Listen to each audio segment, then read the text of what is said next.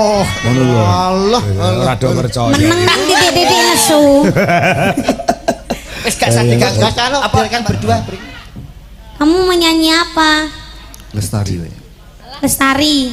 Kok lestari terus? Lah, kuwi ora apal-apal. Ya, yuk. Kamu serius nggak sih sama aku itu? Yo. Lah pengen diskusi mboten. Yang ini kan gawe baperin netizen toh, Mas.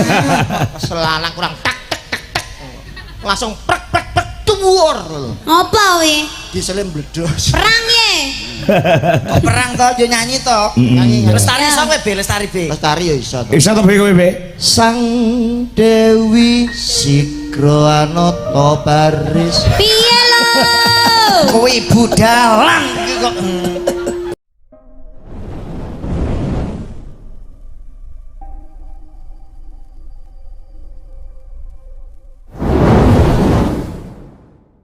Lah yo bareng ngene iki sirahe kaya granat to, Pak. Lah iya. Kaya granat ya kaya melon. Lah nggih, sing kebangetan nggih kanca-kanca yoga tukang ngendang niki kok. Ngopo saja sentimen to, Ndro? Lah nggih, ketoke le ora seneng karo kancaku karo Andik TB kok tenanan to, Mas. Jelas kuwi, Mas. Kowe arep mirang-mirangke ning gane Oh, panjenenganipun. kancane ora trimo lho kuwi. Nggih, panjenenganipun beliau Pak Estu. Nek TB mbok wirang-wirangke mbok isin-isinke dalu punika kula sing mboten trima, Pak. Oh iya kancane kok ya. Wong jenenge kanca partner kerjaan iku Sabaya Pati, Sabaya Mukti, Mas. Betul, Bro. Nek TB mbok wirang-wirangne ora trima aku. Kowe eling ora go-go. Kelingan ora kowe rasa guyang-guyu pringas-pringis. Heeh, sing kendange jenenge Gogo ya. Lah iya, kowe rasa mirang-mirangne TB, kowe kelingan ora go-go.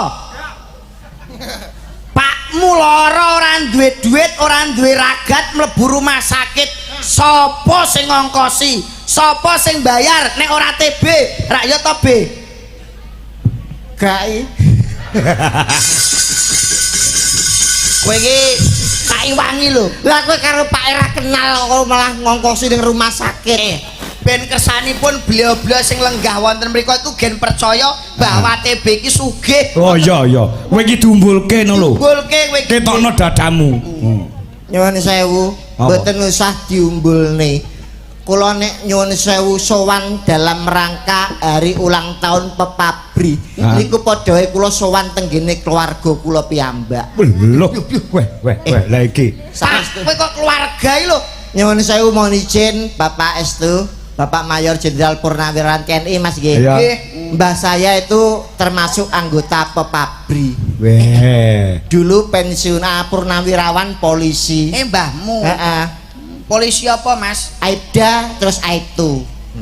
Loh. Absen ada bar absen metu. Piye to ki?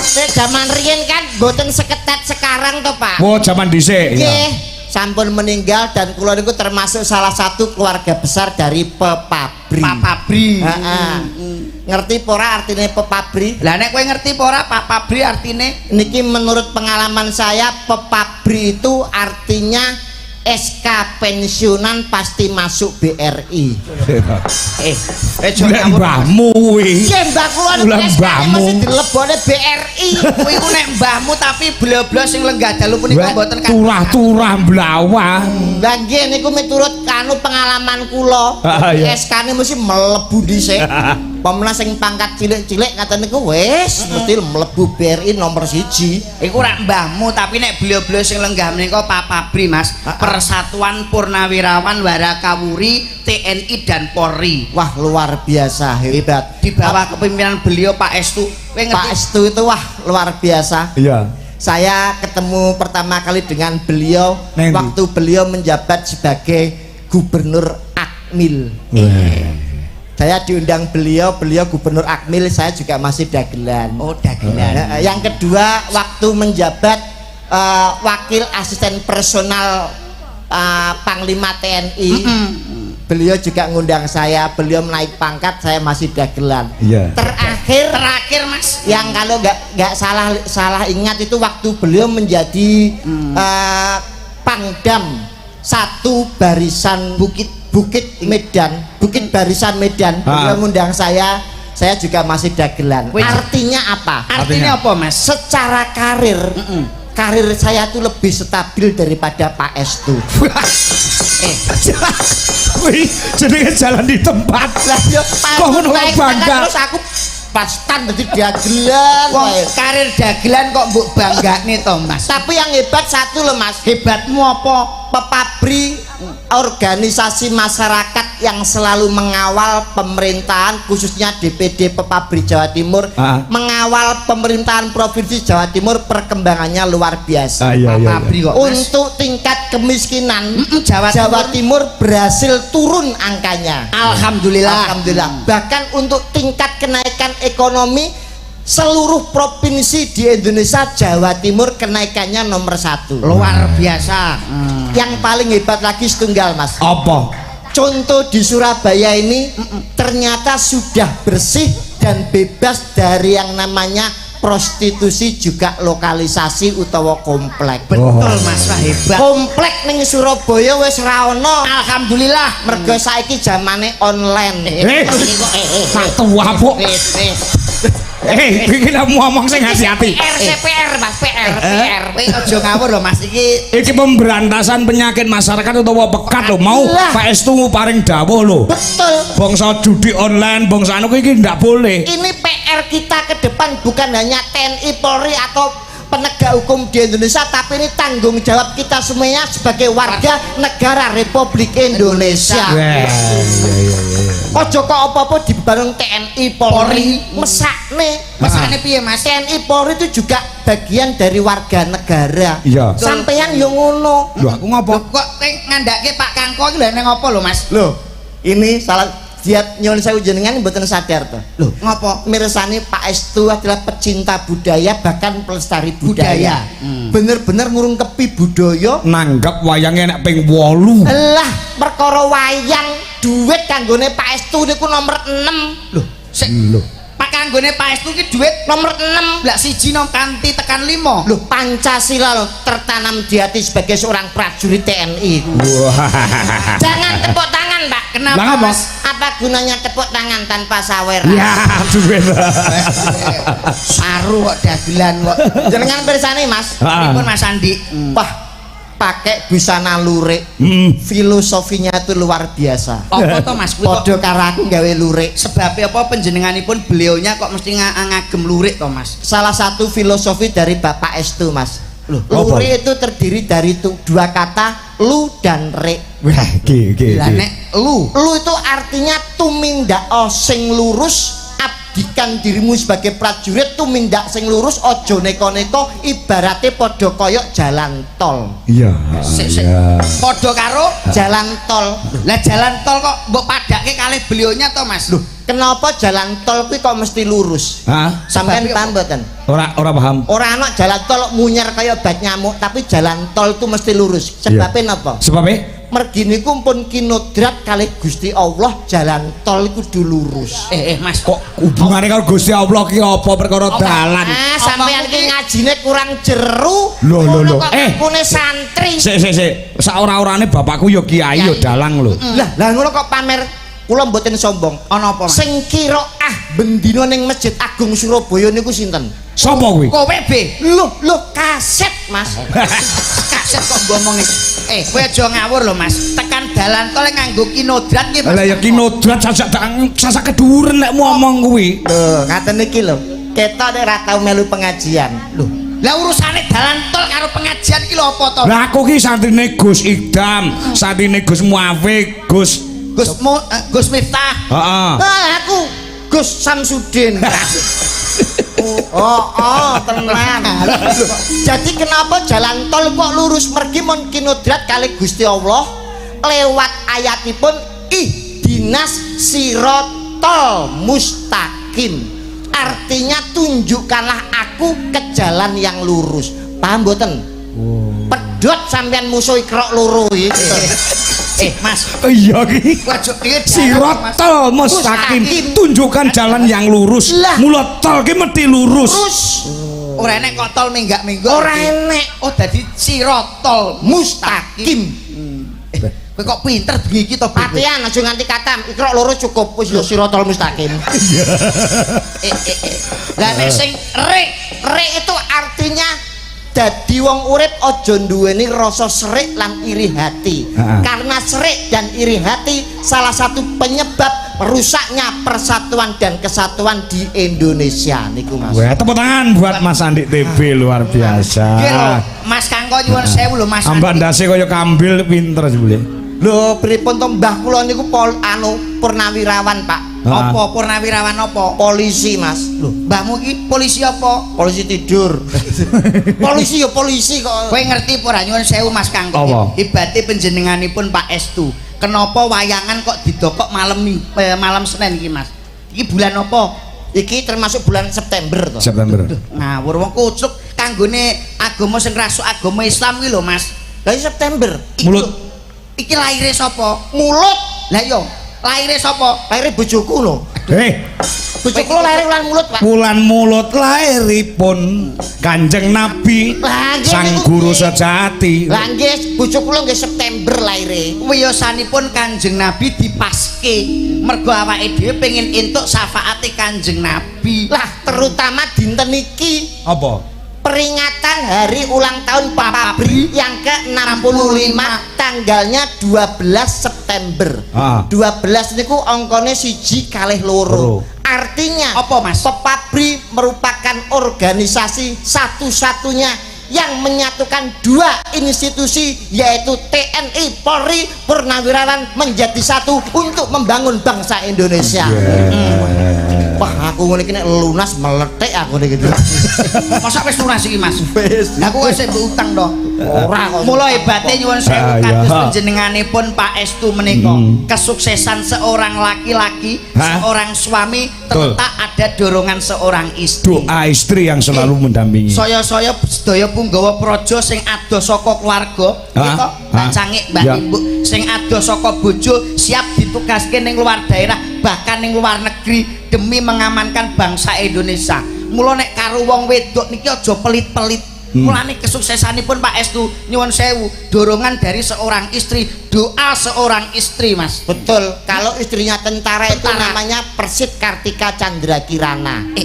Karo angkatan udara itu Pia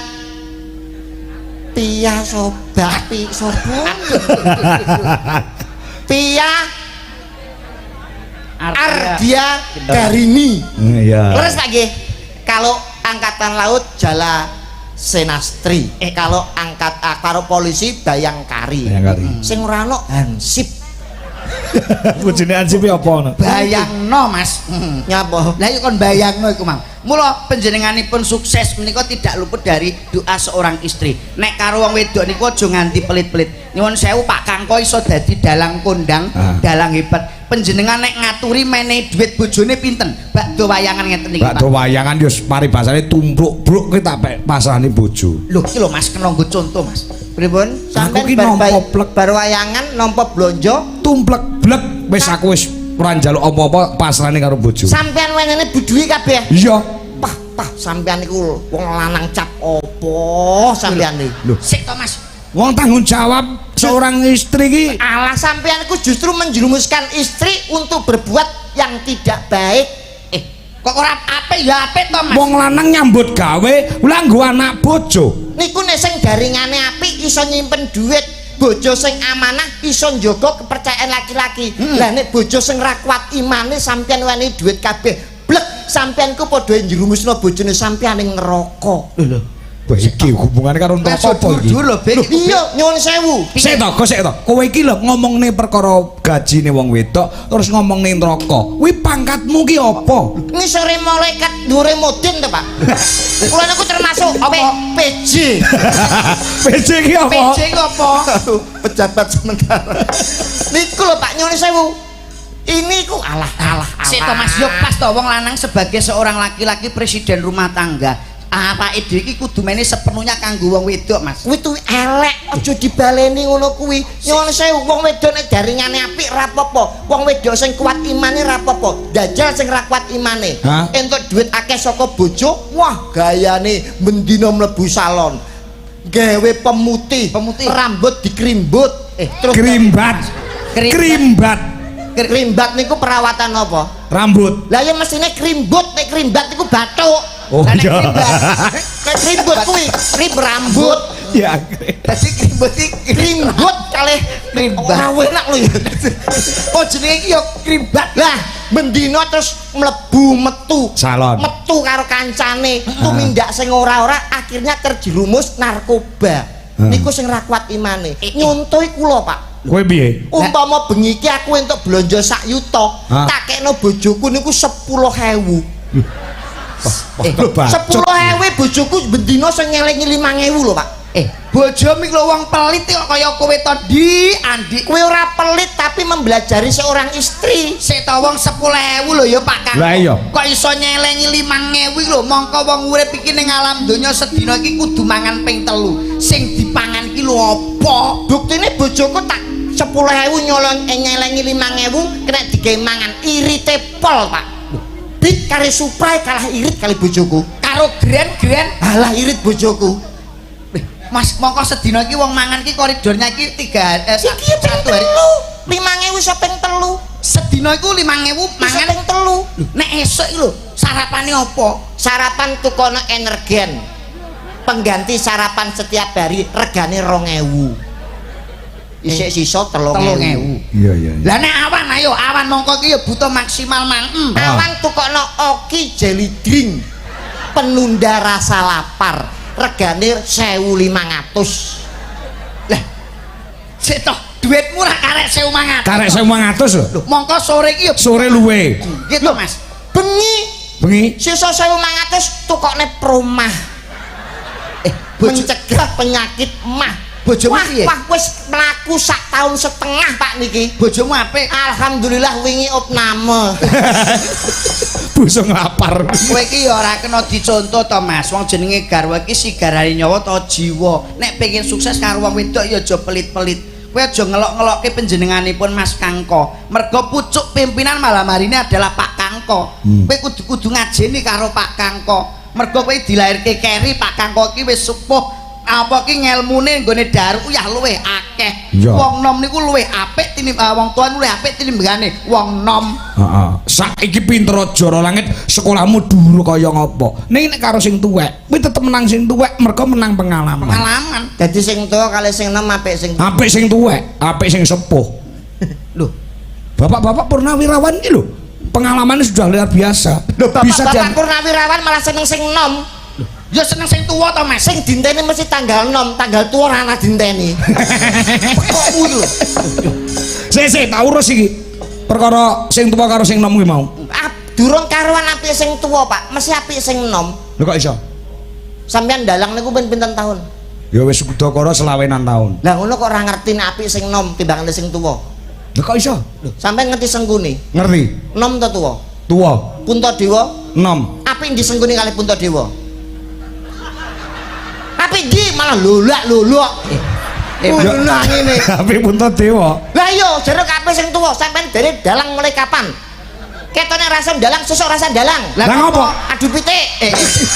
Iki pekat kuwi. Mas, kowe iki nek mene contoh ya aja wayang. Iya. Tapi nek mene contoh ya panganan to, Mas. Pak nyapa kok panganan? Panganan iki nek tuwa luwih enak tinimbangane Lah iki lho. Contone, Kowe tau mangan pelem ora?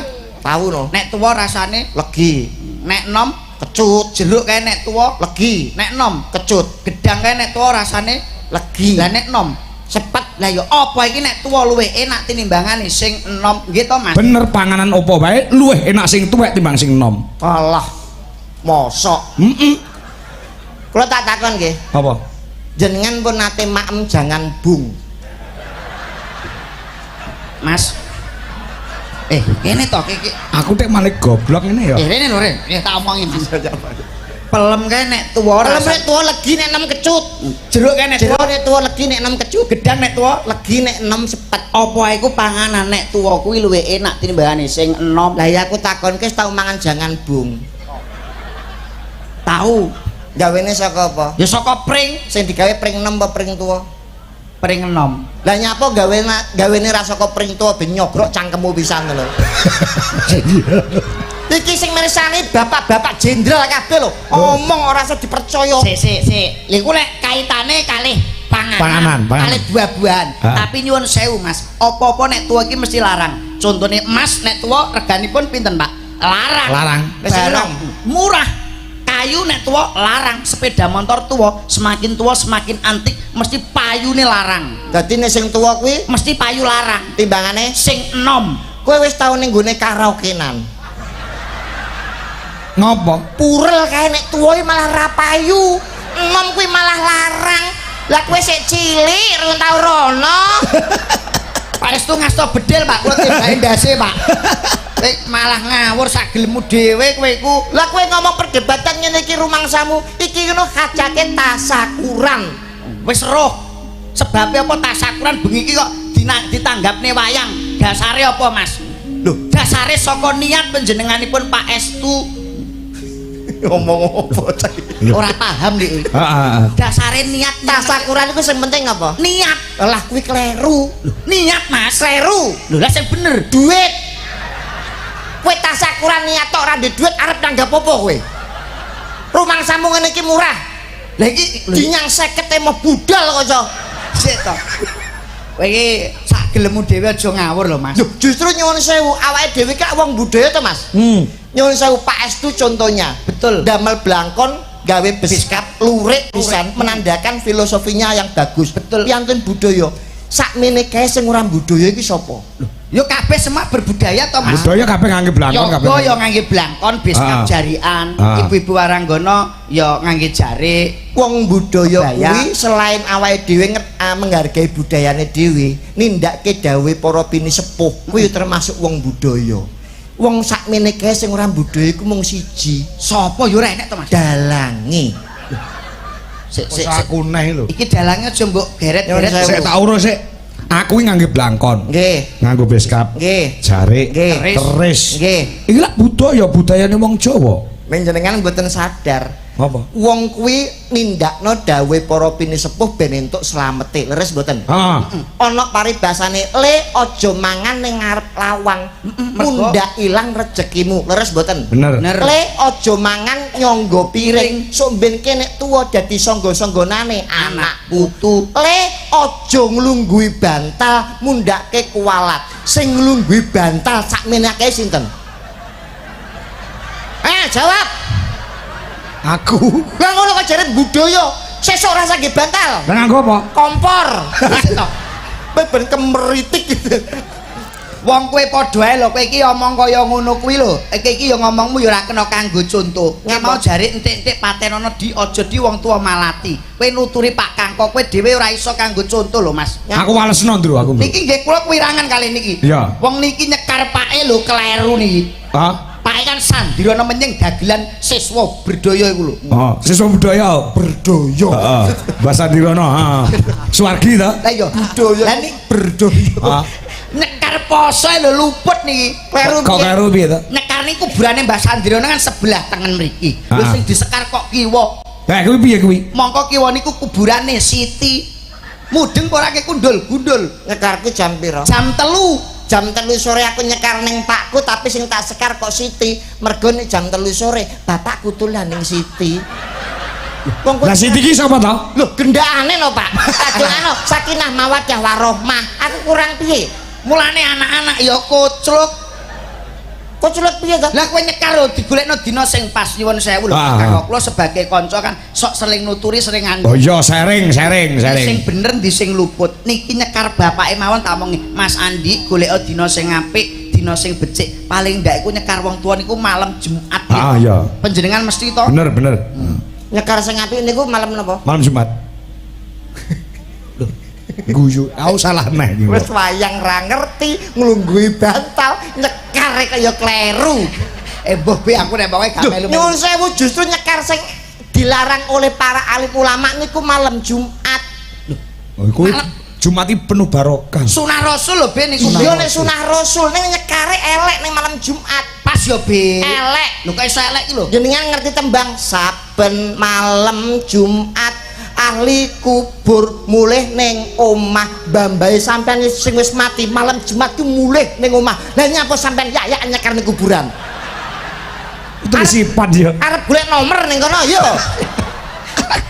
sisipan sampeyan iki Sifat. lah ngono lho diteni Mergo nek malam Jumat iki saben malam Jumat ahli kubur mulih ning omah mbah-mbahmu sing wis mati pepundhene jenengan sing wis kapundhut mulih kabeh ning omah lha kok sampeyan ning kuburan arep gendak siti sampeyan arep royan karo pakku mesti Dadi dina malam Jumat iku ora apik ya, Mas. elek Pas Mas tak golekno dina sing becik pas dina libur malam Minggu. malah koclok kowe malam minggu malam yang panjang malam yang asik buat pacaran mbah-mbahmu sing wis mati kuwi pacaran ning Bonbin ning Kota Lama kuburan sepi Pacaran karo sapa? yo Siti Kocok iki lho, malam hari ini kajate tasakuran, Mas. lah tasakuran ingkang wigati Paestu masalah Siti Waduh, glosor nggih. Mugi-mugi sedaya anggota organisasi Papabri, Mas, pun maringi panjang yuswa sehat walafiat wabil khususon beliau Pak Estu hari Subagio. Mugi-mugi panjenenganipun panjang yuswa sebagai DPD wilayah Jawa Timur. Betul. Hebat atas beliaunya. Insya Allah semoga dalam mengawal pemerintahan semakin lebih baik untuk kita menuju pada tahun 2045 Indonesia Emas. Malam ini spesial Pak, bintang tamune wonten Mbak siapa Nduk? Lintang wonten Mbak Niken Salindri Niken Salindro pas. Ya. Pertanyaannya satu, Apa? kenapa kok angger wayang Mbak Niken selalu ada? Kenapa? Karena lagu campursari itu sekarang lagi booming Pak. Apa? Saestu Apa to, Mas? campursari ki akeh sing nyenengi. Bahkan bukan hanya Indonesia tapi sampai luar negeri. Internasional. Setelah saya selidiki, ternyata campursari itu memang judulnya elek tapi isinya apik. Maknane apik. Contohnya? Nyuwun sewu jenengan ngerti lagu Mendem Wedokan. Ngerti. Judulnya elek apa apik? Elek tapi isinya apik. Isine apik. Mergo ngelingke wong aja nganti. Wong kerja dhisik lagi rabi ben ora pengangguran. Leres to? Bener. Mister Mendem judulnya elek isinya apik. Iya. Ngilingke wong kuwi aja tumindak mendem sadaro ben orang rusak rumah tanggamu. Judulnya elek isine apik. Tali kotang Ya. judulnya elek tapi isine Pak apik. Kowe iki lek omong gak tau bener tak tonyo iki ngono iki. Siti dua. Isine Siti nah kowe mangke kok. Lah ya, ini juga tasakuran beliaunya Pak Estu, para putra-putra beliaunya wis mentas kabeh. Wah, nembe dikum nggih. Loh. Maksudnya wis berdikari sendiri, wis bisa mandiri, bisa mengharumkan nama beliaunya dan nama negara. Betul. Wah, niku cara pepatah niku napa Pak? Apa? Taruna ngungkuli bapa to, Mas. Apa kuwi? Lho, seorang kesuksesan seorang wong tuwa ora luput teko anak upamane ngene. Pak Kangko dadi dalang. Iki bapake mbiyen ya dalang hebat. Ya. Bapake prajurit, anake paling gak itu mayor jenderal gitu, Pak. Lho. Dadi nek taruna ngungkuli bapak niku maksude Yo. Apa jenenge kuwi anak kudu ngungkuli wong tuane. Kuwi kudangane wong tuane ngendi wae tumrap anake sing luwih lair luwih keri kudu luwih apik tinimbang sing dhisik. Dadi jenengan nek ndongakno cah cilik niku muga-muga taruna ngungkuli bapak. Niki tembung sing pas tapi kurang bener. Lho. Sik to. Ki jek salah neh Lho, aku. kula niku elek-elek eskar lho, Pak. Eskar yo apa? Sarjana karaoke lho, Pak. Yo pas to Mas, tembung kuwi to Mas. Taruna ngungkuli bapa kuwi tembunge pas tapi kleru. Lho kok iso kleru neh? Nyuwun sewu nek apik, nyuwun sewu kados putranipun Bapak Estu. Taruna ngungkuli bapa, bapake mayor jenderal paling gak sampeyan anake muga-muga insya Allah dadi Kapolri. Apik napa mboten? Apik. Yoga. Bapake dadi yoga, anake didongakno muga-muga sampeyan iso dadi dalang kondang. Apik mboten? Apik. Niku nek pekerjaane apik, saiki nek pekerjaan bapake elek dadi maling. Taruna ngungkuli bapa, anake kudu ngluwi wong tuane. Le, pake dina iki nyolong TV 9. Sok ben awakmu nyolong TV 30 ya. Apik napa elek? Iki keten pas napa mboten? Ya ora pas. Nah, aja digebyah uyah, Pak. Ndongakno niku sing apik, muga-muga iso miguna tumrap nusa bangsa lan agama, bekti karuan wong tuwa, iso ngarumke jenenge wong tuwa niku sing pas. bolak-balik keweplok kok ora nyawer belas. Kowe iki ditimbali mrene iki mbok seneng bahagia. Sakit silaturahmi. Dwi Colaras komplit. Payo pas dene Mas Ibu Aranggono piye Mas? 1 2 3 4 5 6 7 8 9 10 dungaran kok bengi iki iso kabeh to. Domong ya. Sebabnya apa to be bengi iki kok do mangkat kabeh? Lah iki kan termasuk sindian tetape Dwi Colaras Indonesia. Ketambahan Mbak Lintang kali Mbak Niken. Oh, iki wis keluarga seragame padha iki. Oh iki anggota tetap. Jadi bayarannya separuh ya Pak ya. Ayo lek jawab mesti enggak mau ngono kuwi mesti. Halo, coba berdiri Dek. Heeh ya. Ada musiknya nggih? Ada. Oh iya. Ada. Arep ngopo? Wah iki nek Niken iki lagi hit seneng iki. Iya. Teng pundi-pundi niku saiki setelane Niken. Heeh. Bojoku anggere bar magrib mesti nyetel Niken pojok kampung kok. Terus kalau sponsor Niken. Oh iya. Wah, iki lho hebat ning anak kaya ngene iki lho. Piye Mas? Sa cilik cita-citane dhuwur wis iso nyenengke wong tuwa. Lah nek anakmu Ngapa? ya ora kaya Niken iki cita-citane pengen dadi apa? Anakmu yo ngono Lah kok. anakku cita-cita jelas dadi polisi Mas. Lah anakku, Lah anakmu dadi maling ngono kok. Lah kowe nek ora pengalamanmu mau nek TV ganti TV 30 nek ora pengalaman pribadi anakmu dadi apa? polisi, Anakku. maling. Lho kowe mestine matur suwun ning aku. Lho lah ngopo? So ben anakmu cepet mundak pangkat. Lho kok iso? Lah nek ra nek maling, anakmu arep nyekel sapa? Kowe ku matur suwun ning aku, dhewe wangi ora gelem. Wis dol omong dhewe dol gundul kowe. Anu Dek Siti. Iki kok. Nggih. Nyuwun sewu. Nggih Kang Mas. Pripun kabare Mbak Niken? Alhamdulillah samenika pangestune panjenengan kula sae Kang Mas. Kabarmu apik ya. Injih Kang Mas. Dek ora ini ndok gundul tonyok engko lho. Kowe arep ngene to? Yo Ora omong. Lah aku meneng. Tahu kosong kowe. Oh alah. Mari mikir Siti lho ki mau ki. Ora iki kowe takon kesempatan nakoni sing apik. Lah nek kok piye jajal keku? Nakoni Dek Niken. Ya. Coba tangan yang sebelah kiri yang mana? Kamu tahu nggak cinta itu apa? Kamu akan meringet toh? Wong sirahe mekat lho kemeluk. Ini keringet iku mergo aku nek cedak cawe do ayu. Kuwi mesti grogi Nadianto iki sak adikku lho. Ya ora perkara. Ya ora adik anak nih kuwi. Kuwi lagi kelas 1 SMA kok. Lho, kula kelahiran 2021 lho, Pak. Lah nek wis tuwek kowe. Anu aku kan bayi tabung. Tabung apa? LPG. Anu Dek Niken. Iya. Sowan di DPD Pepapi Nggih. Jawa Timur. Tahu. Sampun panggil Pak Estu. Sudah? Piantun ingkang pundi? Itu? Asli Nganjuk. Oh. Kota Angin. Betul, kenapa di Surabaya? Kenapa Surabaya kok plat nomornya L, tahu nggak? Enggak, kenapa? Karena Surabaya itu dekat dengan laut. Lah kok iso Oh ya, Tanjung Perak, Tanjung tapi- Perak, tapi laut. Siapa suka Boleh ikut. Itu mau montret loh mas. Ya Allah, gila nih. Ojo. Aku nengene malah kayak Densus. Oh, nek plat L kuwi mergo tepi laut. Nggih. Oh, nek dasare. Om nyuwun sewu lah nek omahmu kok mesti plat kendaraane S ki apa Tuban ki? Karena di situ banyak makam Sunan. Loh, contone Makan Sunan. Ya Sunan Bonang, Makan. makam. Oh makam. Sunan Bonang, Sunan Bejagung, Sunan Geseng, Sunan Dar, Sunan Dir, Sunan Toy, makamnya Sunan. Apa enak nek nyuwun sewu daleme Pak Estu kok mesti kendaraane AG Mas. Nganjuk. Iya nganjuk. Nganjuk AG. AG niku sebab anginnya gede. Oh bener, bener. Nganjuk kota gede, kota angin. Oh ya. Kediri ya Aki. AG. Mergo tok kono AG akeh gunung. Oh iya bener. Ya. Anu, nyatine. Lho nek Jakarta kok B. Nah, Kan sering banjir. Oh iya. Sering banjir. Lah Ponorogo kok AE Mas. Heeh. Kan daerah Reok.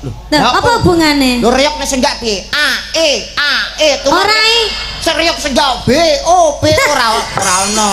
Nggak boleh. Nggak boleh. Nggak boleh. Itu penyakit masyarakat. Iya, penyakitmu. Sorry yo, aku wis gak ngono kuwi lho. Wis Masa? mati yo. Oh nek ora dikancani iki aku yo wis. Wis ora entuk to Mas kudu menep atine mergo wis Menyapa dulu kagem bapak-bapak. Nggih, ngaturaken sugeng dalu. Assalamualaikum warahmatullahi wabarakatuh. Waalaikumsalam. Nggih, sugeng midhangetaken, sugeng mirsani, sugeng dalu, sugeng Sugeng apa tuh? Mbah, Sugeng apa? dalu itu kan selamat malam. Ya. Kalau bahasa Inggrisnya kan good night. Good night. Kalau bahasa Arabnya itu ba'da isya. Apa mau? Ba'da isya. Tak kira ki tenanan. Lah nek Ya bener badhe saiki bengi. Lagi nek esuk ni apa ben ya esuk? ba'da subuh. Aku bahasa Arab iso. Bahasa Inggris 1 2 3 4 5 6 shot dot tok. Hei. Kuwi Arab Mas, kuwi Arab ki kok. Kucuk wong Inggris akhirnya ning Arab Pak. Apa gebiau-ya ki lho. Mbak ini kan memberi doa Nggih. apa kepada Pak Fabri yang dengan usia yang 65 cantik. Semoga sehat selalu, Amin. panjang yuswanipun, awet leh momong anak putune. Mugi-mugi tansah pinaringan rezeki kang kathah barokah, turah-turah ora lokaning malah kebal. Amin. Amin. Sampun. Dungane cah polos, cah suci ki Pak insyaallah gampang kabul. Wah tenang Pak luar biasa. Wis anu kelas saiki kelas piro, Nduk? Sekarang sudah kelas 1. 1 SMA ya? Iya. Wah, hebat. Cita-cita pengen dadi apa, Nduk? Pengen jadi dosen. Oh, elek lho. Loh, Wah, piye to cita-cita mencerdaskan Generasi milenial loh Mas niku. Boten masalah mencerdaskan, jadi strata pendidikan dosen itu masih kalah sama guru. Paling tinggi itu guru, Pak. lah aku ya tahu kuliah. Kok iso? Ora ketang S1 aku ya lulus. Ya toh, dosen itu tertinggi. Iya. Paling dhuwur iku guru kok dosen. Dosen Kok iso? Mas kok niku. Guru. Kok iso? Lho, buktine ning gone wayang ana Bathara guru paling dhuwur, Bathara dosen bono. Iki Sampeyan sing goblok. Bapak iki. Lah wong apa dunia nyata dipadane perwayangan. Ketoke nek gak omonge kleru idonono kan. Aku jane sirku ya ngono. Lah ya omong kok Tapi ya dhewe wis ngidu terus. Muncrat-muncrat terus. Alah wong kowe karek nampa ora melu ngetokne lho. Aku sing ngetokne sampe keringetan ora piye-piye. Ayo. Wong kowe ning iso karek Kuwi dadilan ngiler ya kuwi kok. Mbak ini Ayo. kan apa lagunya? Ah. Oke. Ayo kowe sing bawa sing nembang niken ayo. Oke, Digandrung jajal. Bojone melok lho kok tegel bener iki. Tuk tuk. Bawa sik Pak. Oh bawa. Oh iya, engko ketopraan ya. Heeh, bawa Sendro. Rukun Islam. Asmara wong gandrung. Iki gandrung Mas ora religi ya Mas ya. Gandrung Mas e. Oh salah to, Mas? Bapakmu betul tapi liriknya sing salah. Mas mau kaya lele to, Dik. Ora lele iki kobong bang kenal pot. Wiwitane Ya, ki kasmaran ki, sesideman iki. Iki karmane panjenengan Bapak Estu. Karya-karyane Mbah Haji Sukron Suwondo iki karmane beliaunya. wah tak tembang nih. Piye Mas? Mesti kok. Apa? Beliau langsung keplok. Oh. Iso iki. Handerek sang pake tuduk tuduk. Oh. Alah.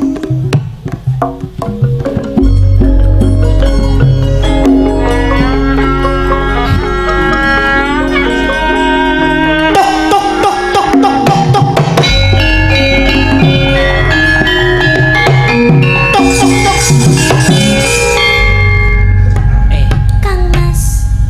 Dopraan. Tuk tuk tuk. Dopraan Mas. Panji Putra Mbah Sandirono.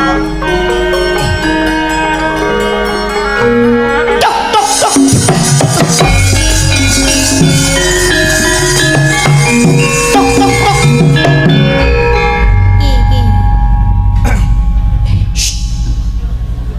Gendang dimulai.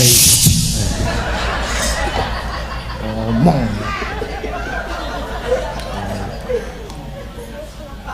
Kakang Mas. Tuk tuk tuk tuk tuk tuk.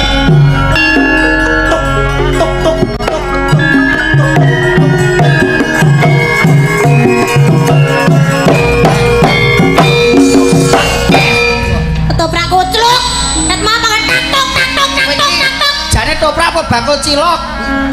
Latihan. Tok. Iki sapa rebabe bre? Krungu bre. Tok. Tok ki mandek. Tok niku mandek. Nek kentok Nek ana iringan bareng ayo tok tok tok tok tlung dak tak jreng ya. Tok tok tok tok tok. Diajeng iki. Kowe jare toprak apa pocong to, Dik? Iki.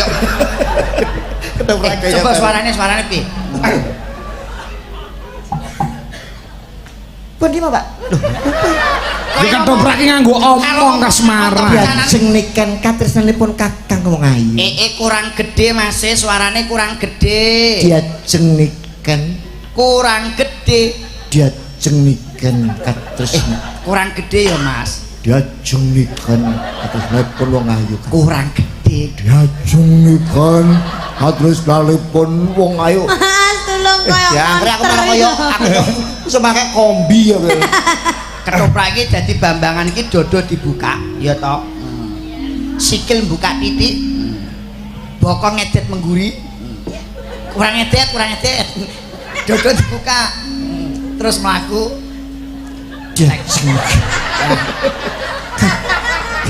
Ketane stroke kok pases gini. Matamu. Yo kan ngono. Ada golek grup liya, iya. Ojo. Jare ape mbok nyenengi bojomu. Grup laki payu 5 yuta ya buyar. 5 juta aku ya 750 terus ngono kok. Tapi kan mangan jobo. Priya gimana iya. bagus angolah budaya. Terus diajeng. Sowan menyang kutha gedhe.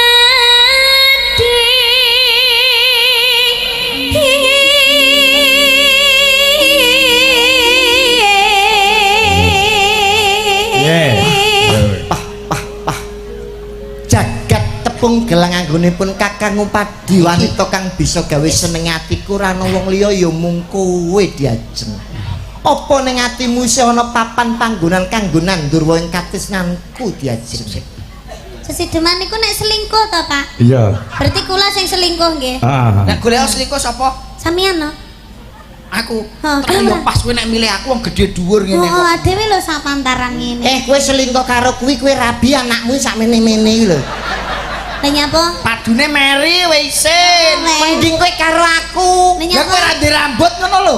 Lho, perkara rambut iso dikrembut. Lah aku rabi karo sampean pendak anakku kok bathuke anu. Kowe Salapangan. putih, aku ireng. So ben anake awake dhewe kuwi kaya Kayak ulo. zebra. Oh iya ireng putih. Terus nek diajeng karo awake dhewe mirsani Pak Estu. Wah. Ali-aline Pak Estu iso apik Ngemes. Ah, sorry. Kula niki mboten nate. Pak Estu niku piyantun budaya. Ah, iya. Umpama munggah wonten panggung badhe ngendikane apa? Upama arep nembangi tembange apa? Upama arep nyawer pira niku cetha Pak Estu niku. Wah iya. Nggih, Pak nggih. Saru, Mas.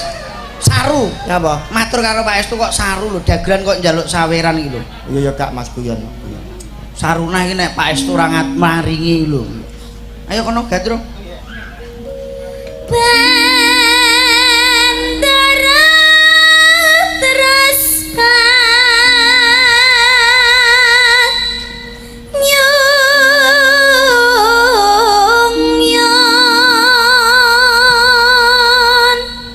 Kene diajeng.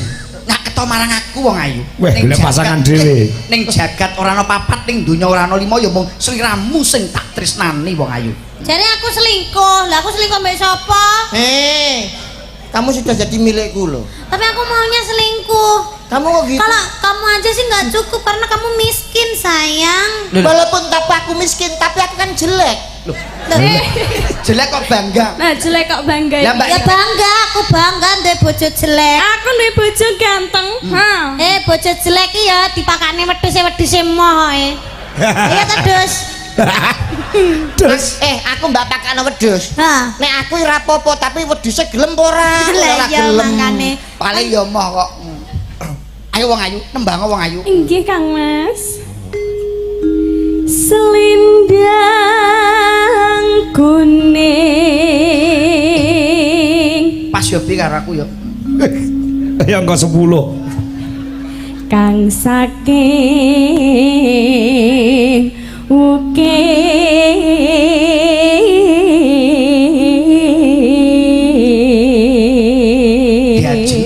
Coba delok kae. Kayak ana rembulan kang sing kang dadari. Picek, Lampu nek lampu iso rembulan pasangan picek ya kuwi. Piye kok Mas sampean iki Mas? Awak dhewe ku wong normal ya, Ndek ya. Heeh. Diajeng Inggih Kak. sawangen kae. Nggo ndas kabeh sambel kae. Sak menika dek napa? Sak menik. Ora aku sesuai kok wedi to karo saiki aku. Bojoku. Malah kok bojone kancane kok mbok pangan. Aku ki kesel lho. Iya ya ora juga selek ya. Sak menika sanes ndas Kang Mas. Apa? Sak menika wong. Oh, piantun nggih. Nggih. Piantun sing mirsani katresnane kita berdua Kang Betul. Mas. Awake dhewe tresnane labuh Trisno Samboyo Putra. Disekseni karo wong piye to? Labuh Tresno Sabaya Pati. Pati kok Sabaya Putra lho. Kaya jaranan iki. Sabaya Pati lho. Ora sah meri karo tanggane ya. Sigar kene. Dhewe-dhewe Iki ya, Mas. kene kon genmu iki rene sampe kowe melangkah ning gone garis iki. Tanggung ki takpel 7 dina 7 bengi. Wah, jajak alirane. Ya berarti melangkah rene ben ganti pel. Aku kok kaya haram-haramu to be modelmu be. Nanti semoga ladoh kowe. Ora apa-apa dia. Anfauhum khairum Alah. khairum mas anfauhum linnas. Sing artine apa kuwi? Saapik-apik menungso kuwi menungso sing wis tau dadi linmas. Lho. Yang bermanfaat bagi orang lain. Aduh. Angel. Kowe ku lek omong ora usah nirik-nirik kok lali gitu. Lah, kita berdua itu pasangan sulit bicara. Iya. Kowe ngersake mobil apa bakal tak pinangkani wong ayu. Alah-alah wong melarat e kok. Oh ya lah bayarane 750 sing mangan jobo sebulan ndak payu-payu. Piye lho iso ngono? Aku pengen mobil sing lawange kena dibuka kuwi Mas. Apa jenenge? Bandoso. Itu loh Mas, lampu. Apik lho, apik sededan Pak Bendoso serane ngene. La ilaha illallah. Iki jan tangga ki ora rukun blas to rumah aku. Padune bojo mape seneng aku tak tolak lek. Loh, Bojomu mang ape seneng. ada ukuran mek kok keong e. Keyang. Lah timbang Lah bojomu gundul. bojoku gundul ya. Gundul ki ana fungsine. Wes gundul kayak pentol korek ngono. Rumangsamu Heeh. sirah gundul fungsine akeh. Apa? Lah TNI nek latihan tembak, ini ra nggih sirahku ra pas. Bojomu sing gundul maneno padune bojomu mape seneng aku ora Lah gendek. iso. Lho, ketimbangan aku milih sampean lho. Apa ya aku mending milih Mas Ardi. Apa gelem kono? Masa bojoku ngene iki, tapi biyen Bekasi Akbar. Lho.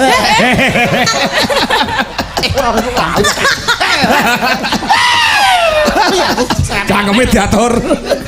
Ayo wis nang nembang ora sanggatino tangga omong elek kuwi. Heeh. Iya. Ya.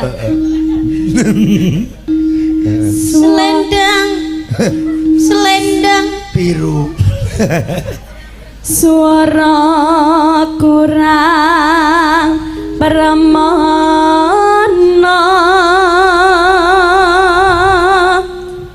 ing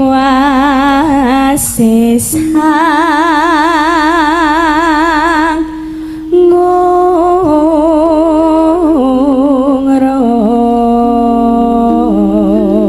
aku ya pengen nyanyi ngono kuwi lho Kang Mas. Nyanyi. Lerena sik. Adzan subuh, lerena sik. Suarane lho kuwi elek. Siramu nyanyi bawa nduk sing apik ya.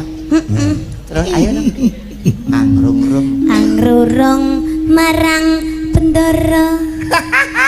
Elek lho. Apik. Wali terus lanjut. Apik dia itu sayang.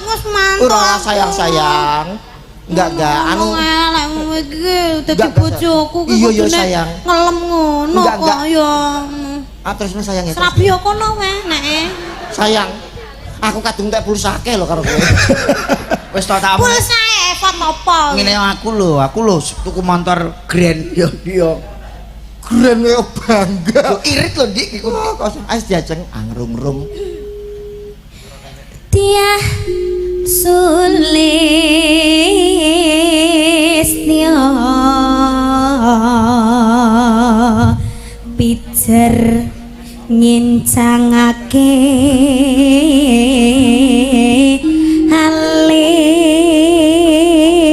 alis Ya.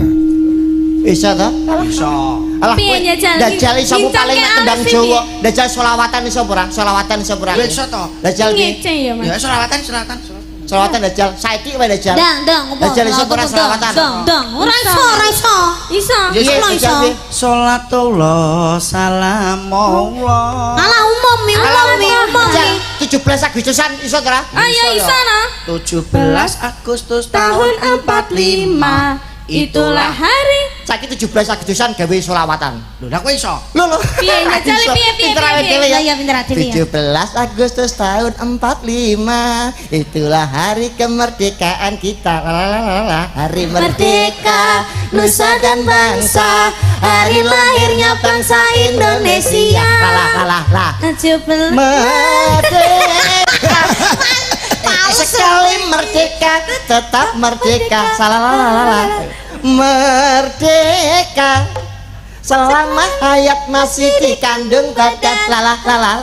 Solawatan 17 Agustus. Iku nganggo nada apa kowe nek ro? Ya lalwatan ya. Alah coba dono kiratung iki. Ya lewatan ora apal apa? Piye? Ya lewatan ku didi kempet deh ya. Kok ngawur to Mas? Terus entek nunduk. Terus no sasi demas.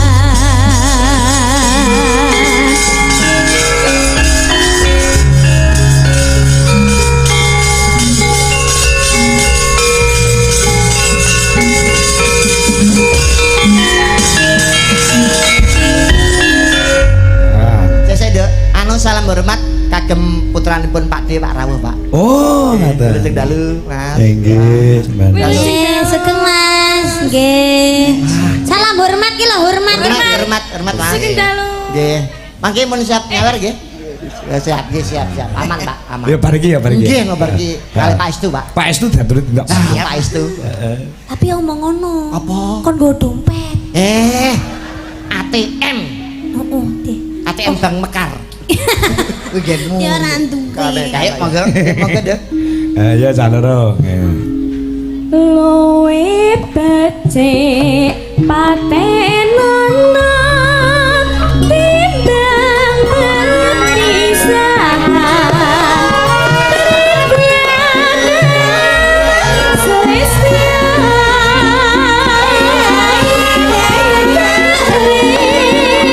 Wangi samudono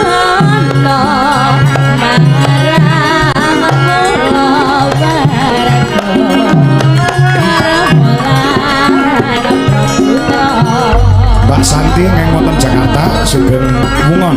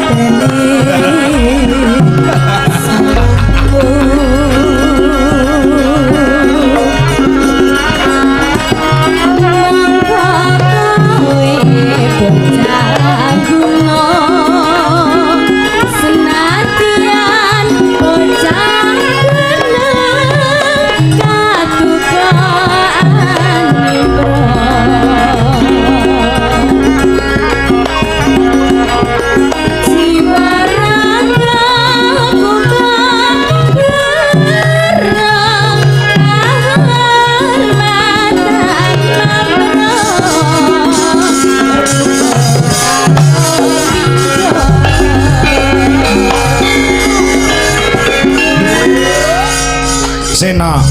Iki ada rawe penggemar wayang luar biasa dari paguyuban Ika Ragil. Nah, Ikatan Anak Rantau Gunung Kidul hadir di lokasi. Wah, nggih. Monggo sugeng wungon sugeng amirsani uga Mbak Ceng Ani nyuwun lagon apa ki ninggal katresnan engko diaturke. Ya, ya. Lanjut, no. Urip ana kutha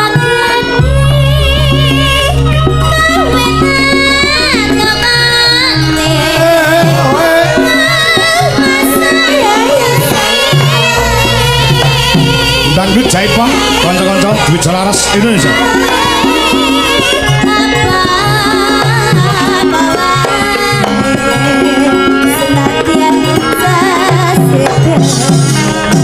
Yo, Niken Lintang Kairo.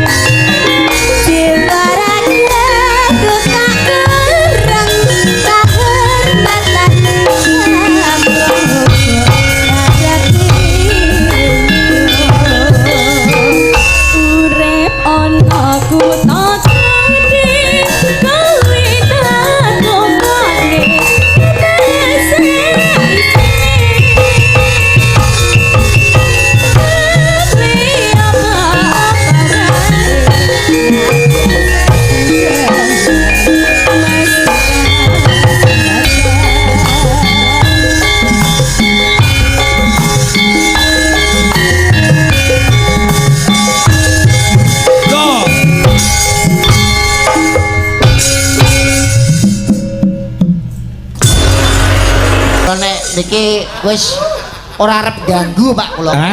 Kamu ndak usah nyebut-nyebut lagi ya. Kenapa? Lainnya Arni. Kamu tuh mencari gara-gara nanti dia tuh cemburu tahu nggak sih? Arni apa tuh? Sik. Sampean anu toh, memang ada rasa karo iki. Ih. Nggak ada sih. Apa kuwi? Ngene kok artinya apa tuh, Pak? Enggak ada. Sampean anu wis tukar gendeng. Iki seragame kostume wis padha lho, Be. Padha. Jare. Oh ya. Sawet Loh, kok iso setel iki mau? Lah pripun? Kok iso kompak men kanca-kanca ki? Iso, weh. Lah pripun sore wis weanan nggih apa engko ngono lho. Repepeh ngono, Be. Jare sak warnane ijo kok. Ketok ijo ki tegese apa? Iki lo jodohku. Nah. Aku ora tolak-tolak. Ijo artinya apa, Mas? Apa? Ijo sing tak sebutne mah lho. Kowe iku sing aktif to, celang. Ora ono. Apa sayangku Niken? Ora ono men ning burine, Kowe iki Aku ora ono. alah rasa juare pinter dhewe kowe. Gak boleh. Dalam sayang. Urung ya. Urung Niken. Niken. Ya. Sandalmu ukuran berapa? Sandalmu ukuran berapa? 47. Sikil mau perahu iki. Lah nek sandal arep ditukone tenang. Loro dek lho ukuran loro. Ukuran jujur kan. Jujur. Sandalmu ukuran berapa? 40. Oh 40. Kadang ya 39, kadang 35, kadang 40. Oh kadang 39, kadang 40, kadang 39, kadang 40, kadang 35. Takon apa nih? Takon. Ora mesti. Kok ora mesti jare niki ngono. Iya, soalnya ini kakinya separuh 35, separuhnya 39. Jadi penceng. Oh kayak bebek. Biasanya kakinya yang separuh 35, yang separuh 39 katanya Niken. Takon apa nih? Nyapa kok perantarai? Loh, lah yo wong gue mik ya padha krungu kok. Kayak Sing goblok iki kowe kok bewe. Ngomong dhewe iso kok. ben pacaran. Enak lho nek pacaran kaya Niken cekel tangane. Kamu tahu nggak cinta itu apa? Cinta itu apa? Cinta itu manis. Manis itu kayak madu. Madu berasal dari tawon, dan tawon itu punya entup. Iya.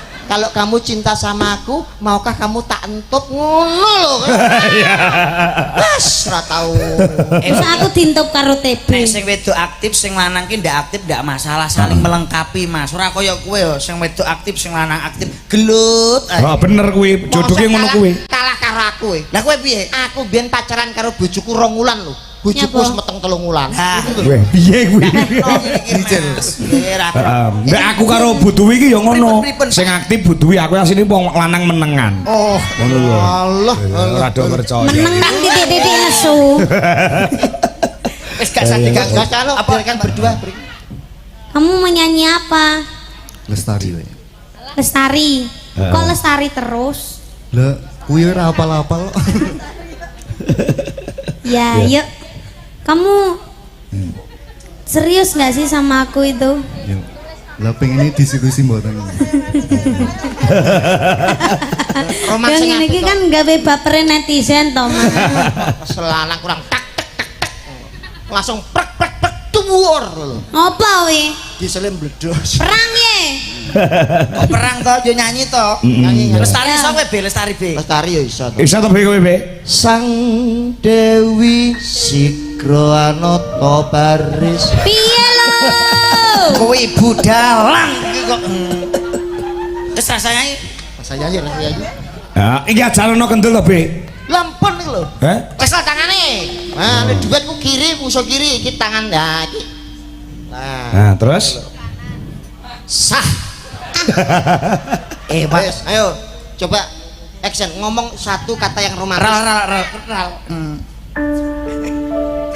Dek iki ndak iso berkata-kata asine bisu. Anu ral lagu lestari ral. Sing wedok kaya galak men to. Lagi iso ngomong ya lagi kita warai. Ba ngono. Ayo ral. Sang Dewi Rasa. Anata baris. Rasa terus no. Rasa tresno kang sejati manggiyo lestari Angitung tembang suci yang semi sajroning sepi cahyamu madangi saratri. KDRT Mas ndak boleh Mas. Sik KDRT Mas ndak boleh. Aku ngawasi gregeten lho. Ngawasi kita. ora sing nembang iki kok sing geger kowe doan apa? Gregeten tak kowe cara tenan-tenan gemes Pak. Pengen ngopo? Pengen nonyu iki lah. Ini tonggo. Linggih sik. Kurang menghayati ini lho. Piye neh? Bisa kita contohnya ya. Wes culun sik. Tuk. Kok niku kok. Rasa tresno kang sejati manggih lestari. Ngono lho. Ayo coba Mas Ardi. Karo ndodok mau lho. Apa toh? Ora. Wong wece iki wong iki. Wong jenenge Tresno iki Mas Abot ketok enteng ngono lho ya Be yo. Soalnya nggak tahu. Urung tau mangku ngomong abot. Ayo jajal. paling ya sak ton. rasa Rasa tresna kang sejati manggian lestari Mas hangiteng tembang suci Mas yang semi sajroning sepi cahyamu monggo Mas medangi Mas tolong meneng wong enek wong kemesraan kok iso ditawani es tak dublak raimu lho kanca-kanca Mas Loh, aku Pladen. Iki kan pesta pernikahan toh. Jopanes dokan sama minum ini es Mas bakule rene kabeh sing ngurung teh tenang iki teh bakal to Legi ora? tenang Mas legi. idumu mah ganti sapa sing ngurung kene wis tenang ae bayar lho Bek iki wong golek duit sapa jupuk gorene lho Iki bukan properti toh. ngawur piye to bayaran lho Bek sapa sing ngurung kene wis pokoke los wah kene bakule korene kene lubang terus gleleng kene tenang ae hitung kabeh piro nam wis tenang ae Bek los Sing bayari sapa? aja banter-banter sing ning jaba sing melok ning gone pesta rakyat mau lho melok rene engko wis sing bayar sapa nek ora kowe to Be ketua dagelan sapa nah Aku main juga siji. ora dong ora urus kene lah monggo kanca-kanca yoga sing urung pengen Wes dari jopo jadi celok ya ampun. Oh, akhirnya sudah bayar. Sasu, Pak. Oh, aman. Ayo, kocok-kocok, ayo.